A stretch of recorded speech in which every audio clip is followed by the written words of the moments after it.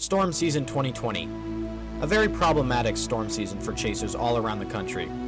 From a deadly pandemic to a below-average year for the Great Plains, chasers struggled this year all over the globe to get satisfaction this storm season.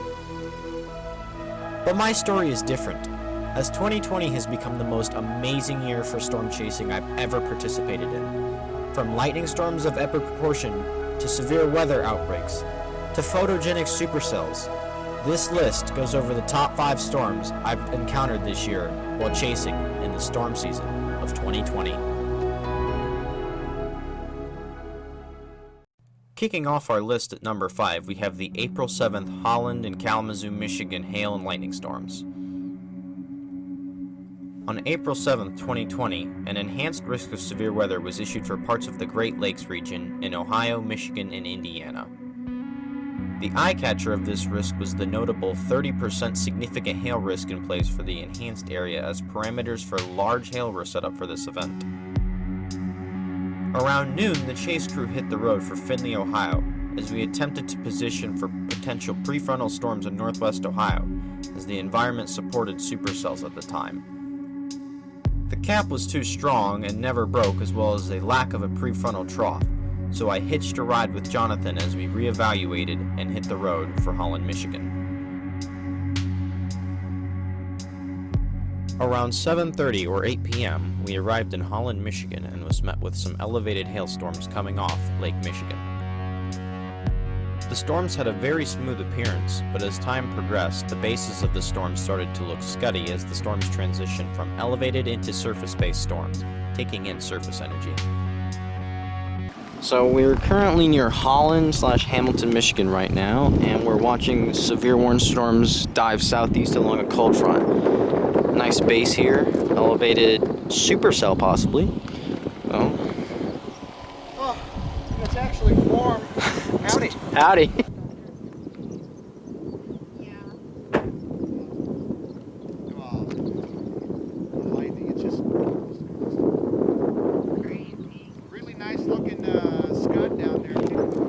Looks like some really low level clouds. What is nice sucked bolt, in? Yeah. bolt.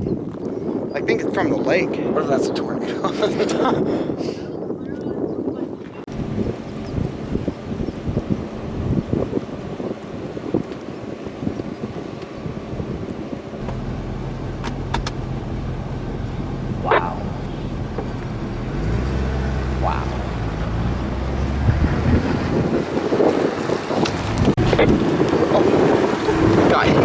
Yep.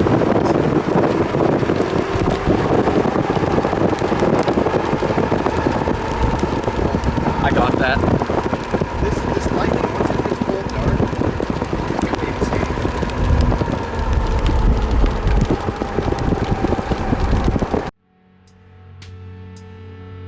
As cores got closer and closer, we decided to start taking our escape route, as our plan was to stay ahead of the storms all night long. While going down a road, the storm took on a weird transient supercell appearance, with a tail cloud and short RFD cut. It did not last very long, but was still very nice to see.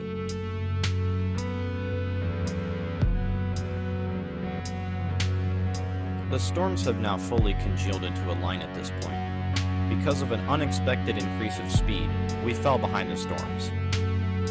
But little did I know, that would be the greatest part of the night. Lightning started to flicker in the storm's updraft towers non-stop, and it stayed that way for hours. Jonathan had been to the Great Plains twice, and has never seen a storm out there produce lightning as constant as this one did. It is still the most incredible light show we've seen to date.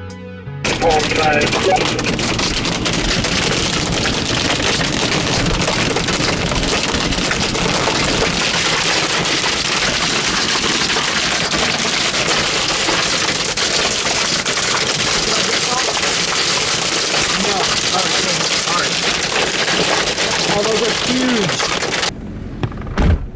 Damn. Some of the stones are nice.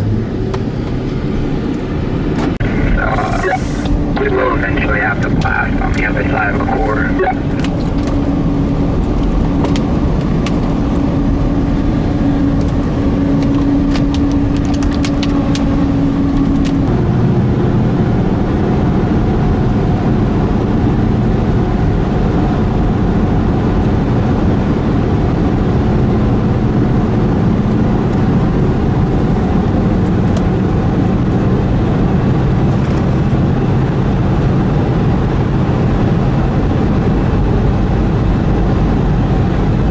Coming in at number 4, we have the July 27th Fort Recovery, Ohio mesovortex.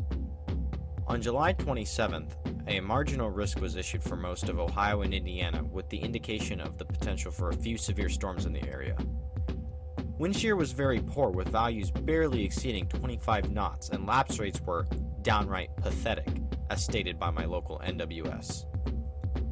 But a very hot and moist air mass contributed to high mixed layer Cape values to make up for the lack of conditions. Around 12 p.m., I met up with fellow chaser Tyler Berry to head southwest towards a cluster of strengthening cells near St. Mary's, Ohio. This was not the main storm, but was a good first storm of the day. Despite rather poor conditions on this day, the low-level instability really put in work for these storms, providing some amazing structure.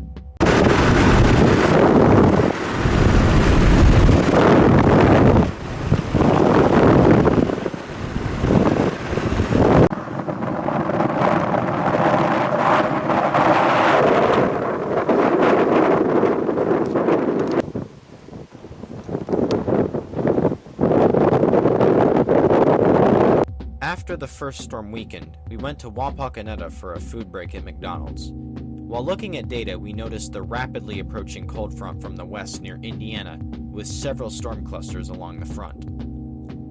We positioned in Fort Recovery, Ohio for a strengthening cell crossing the Indiana border.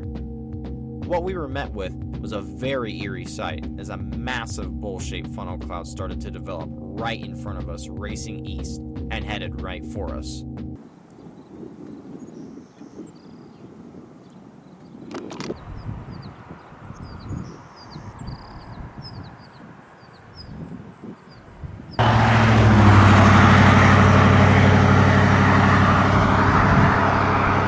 As the storm started to core us, we got hit by strong winds and blinding rain. We even almost had a lightning bolt hit the car. Very successful day.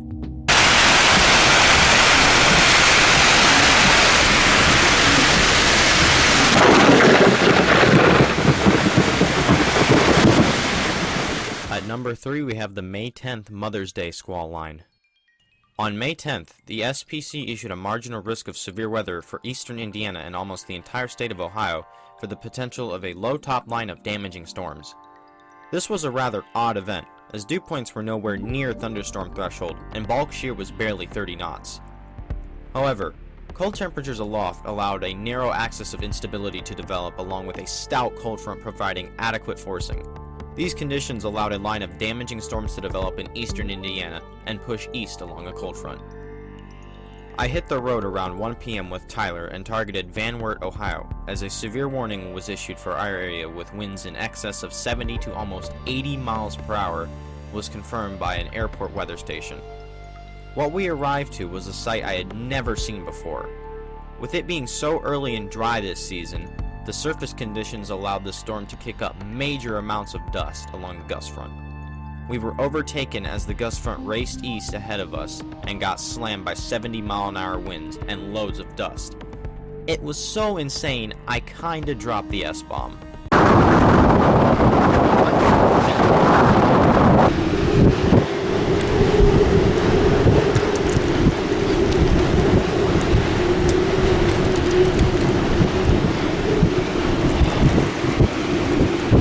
I'm gonna do it live on Instagram. Holy shit! Oh my god, dude, it's in my eyes.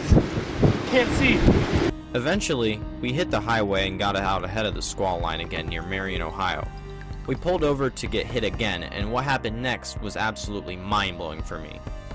A large and intense gustnado quickly developed right behind the gust front. The gustnado has some amazing motion to it, and it's still the most intense gustnado I've seen by far. Incredibly successful chase day. God, dude! Oh my god! Look at that! That's a gustnado.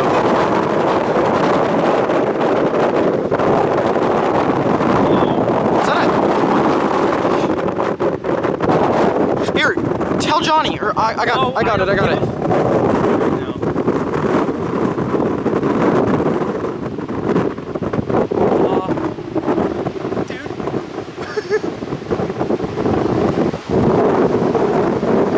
Consider going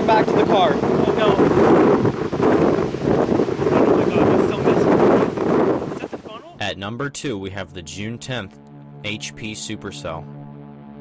On June 10th, the Storm Prediction Center was on high alert as a moderate risk was issued for parts of Indiana, Michigan, and Ohio, anticipating a major severe weather outbreak in the region. As the remnants of Tropical Storm Cristobal left the area, it left behind a highly moist environment with dew points exceeding upper 70s to lower 80 degrees in the area. With a large surface trough and cold front pushing east, conditions were sufficient for widespread severe weather, and even a few tornadoes. With no cap to hold off the storms, rapid development followed in southwest Indiana, with fast-moving HP supercells pushing northeast at 60 miles per hour. The entire Ohio crew was out today with a 6-car convoy targeting Sydney, Ohio, as a cluster of HP storms were pushing to the northeast right towards us.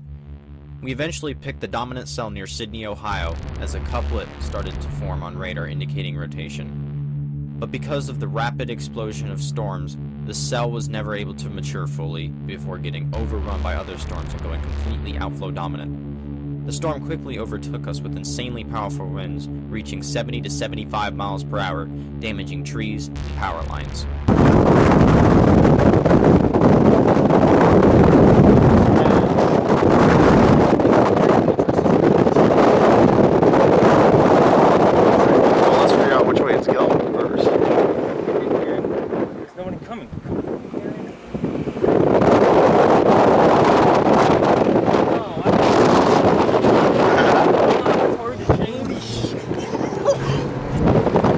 We're getting chased right now.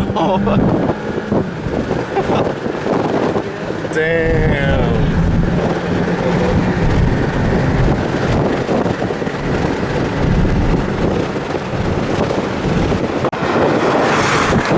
Monster HP supercell right next to us. This thing is...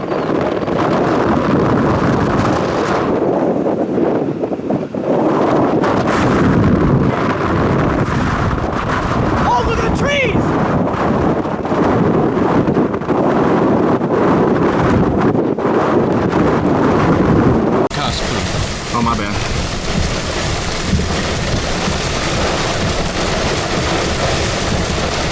Wow. That is insane. This is serious, man. Awesome. That's insane. After the insanity at Sydney, I went home and checked radar to see some harmless post-frontal storms near Leipzig, Ohio, so I decided to go after them for a final show of the day. For my first moderate risk chase, I say it went pretty well.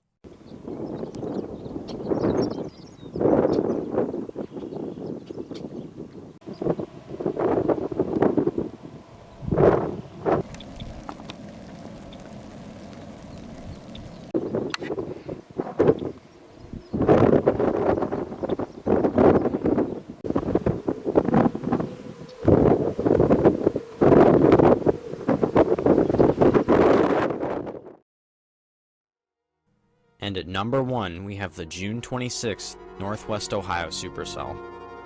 On June 26th, the SPC issued a slight risk for portions of Northwest Ohio, anticipating damaging winds and a tornado or two. The main threat was supposed to be at night, but early in the day, forecasts were pointing at potential for prefrontal supercells latching on a warm front and diving southeast. That forecast happened to verify, as 45 knots of bulk shear and 3,000 surface base cape came together along with nicely backed winds, along with a northeast moving warm front. This was the perfect scenario for a warm front supercell. Around 4 p.m., convection was increasing north of Van Wert, Ohio, as discrete storms started to initiate along a warm front. When the dominant cell launched onto the warm front, I got into the position to intercept near Columbus Grove, Ohio, and was met with a beastly ground-scraping supercell with a large wall cloud.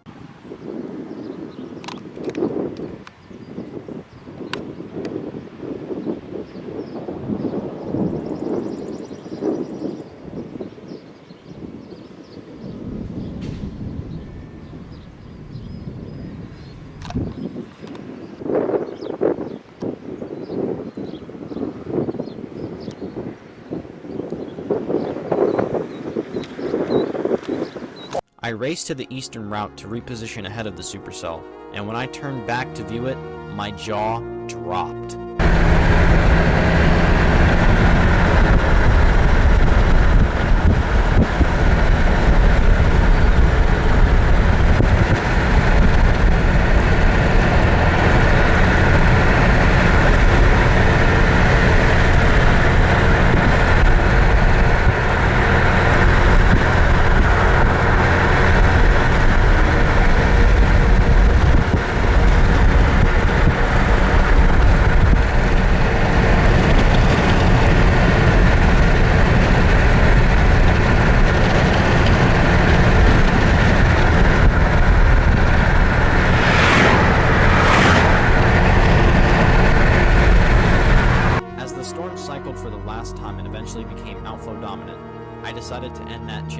and head back home. Easily the greatest chase of the year.